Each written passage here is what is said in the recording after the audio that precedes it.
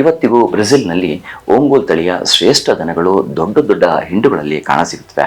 ಹೀಗೆ ಹಿಂದೊಮ್ಮೆ ನಮ್ಮ ದೇಶದಿಂದ 2 ಗೂಳಿಗಳನ್ನು ಕೊಂಡು ಹೋದ ಬ್ರೆಜಿಲ್ ಇಂದು ಅದೇ ಓಂಗೋಲ್ ತಳಿಯ ವೃದ್ಧಿಯಲ್ಲಿ ನಾವು ಊಹೆ ಮಾಡದ ರೀತಿಯಲ್ಲಿ ನಮಗಿಂತಲೂ ಬಹಳ ಮುಂದಿದೆ.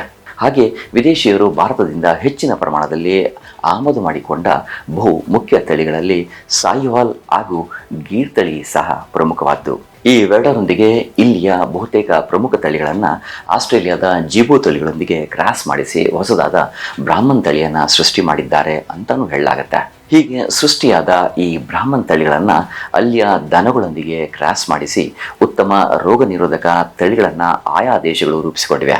ಬ್ರಾಹ್ಮಣ್ ತಳಿಯನ್ನು ಜಮೈಕಾದ ಸ್ಥಳೀಯ ತಳಿ ಜೊತೆ ಕ್ರಾಸ್ ಮಾಡಿಸಿ ಅದಕ್ಕೆ ಜಮೈಕಾ ಹೋಪ್ ಬ್ರೀಡ್ ಅಂತ ಹೆಸರಿಡಲಾಗಿದೆ.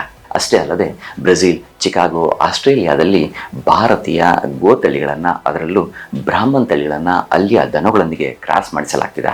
ಇದಕ್ಕೆ ಬ್ರಾಹ್ಮಣ್ ಬ್ರೀಡರ್ಸ್ ಅಸೋಸಿಯೇಷನ್ ಅಂತೆಲ್ಲ ಹೆಸರನ್ನಿಟ್ಟು ತಳಿಯನ್ನು ಮತ್ತಷ್ಟು ಅಭಿವೃದ್ಧಿಪಡಿಸೋ ಕಾರ್ಯ ತುಂಬ ವೇಗವಾಗಿ ನಡೀತಿದೆ.